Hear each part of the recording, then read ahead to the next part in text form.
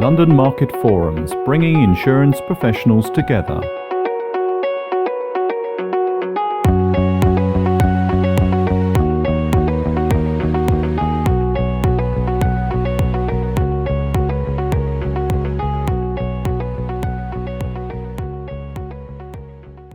I work at Kingston University in the Small Business Research Centre, and most of my career, which is 25 to 30 years now, goodness me, I've been working at technological universities.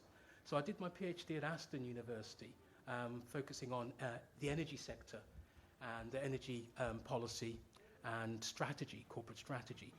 And then I've worked since then at Brunel University and Newcastle University, but always on innovation and typically on sustainable innovation. I'm currently doing a project for the European Commission on sustainability, which is to do with bringing in diverse stakeholders into these things which we're calling living labs. And in these living labs, these different kinds of stakeholders work together to find ways to reduce their energy use.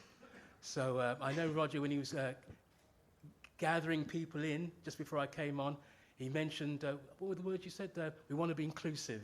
That's actually about being inclusive. These living labs are about bringing diverse stakeholders together who might not ordinarily collaborate into a forum where they can try new ways of doing things. And in a sense, that's partly what I'm going to be talking about in relation to responsible innovation.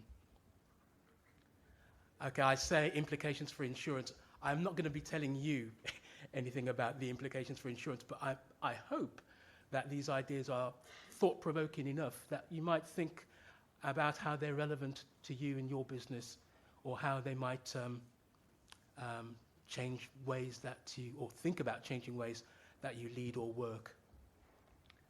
Okay, so briefly, in terms of the structure of the talk, I'm aware that not everyone has got a background in innovation, so I'm not going to dwell on it too long, but just a quick sort of definition of innovation.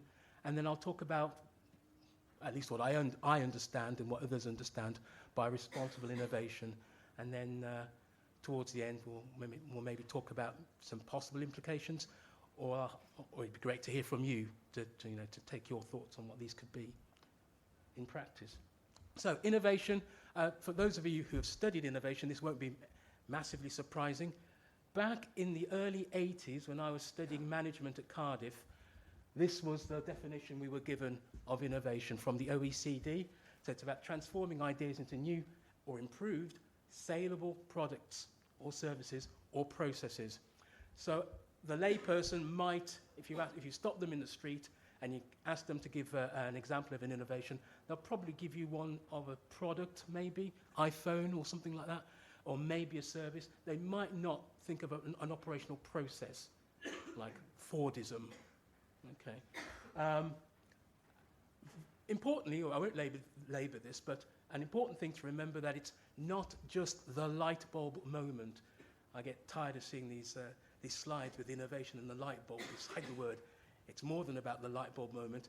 Yes, it may involve inspiration, creativity, and invention, but that doesn't mean anything if the product, process, or service doesn't get out there into the world and gets used or sold. So it's about the diffusion of innovation, not just invention, that we're concerned. In terms of innovation, types of innovation, we might think of at least 4 types. So broadly, it's easy to think of relatively minor modifications to a product or service or process. We talk about incremental innovations in that way. We can go to a more sort of radical innovation like the iPhone, or think about innovations which bring forth a whole new sector, biotech, nanotech. Now, the one at the bottom is where a new techno-economic paradigm comes into being. So you can imagine the onset of ICTs in the 70s and 80s and 90s, where they went into offices, computers went into offices, computers went into homes. The way that people started to live, talk, and do things started to change throughout society. So that is a very fundamental kind of innovation affecting whole economies and societies. Now, a lot of the time we talk about innovation as as it connects with or involves profit-seeking entities, so corporates who are there to serve their shareholders' interests and make a profit and distribute that profit. Now, some of the assumptions that go with that are that innovation is basically something that happens at the firm level or within firms. Also, the pervasive idea in our culture that innovation is necessarily good. You can debate that for a long time, but we can think of examples perhaps where innovations have had unforeseen adverse consequences.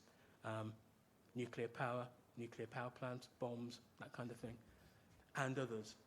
So that's an assumption which we sort of carry around with us. Innovation sounds like a good word, but it doesn't necessarily have to be in terms of the way it works out in the world.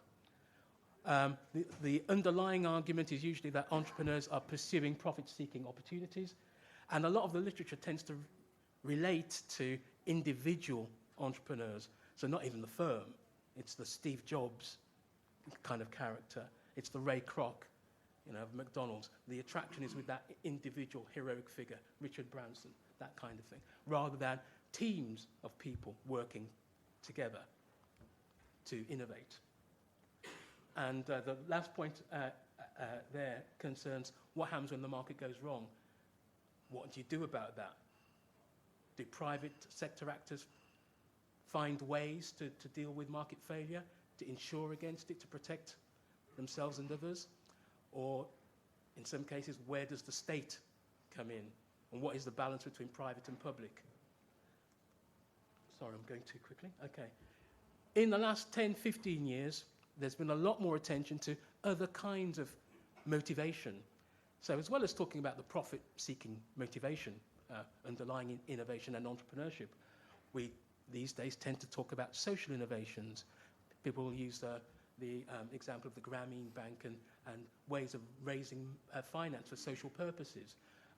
We talk about sustainable innovation a lot more because of the problems of climate change and how we're going to deal with that.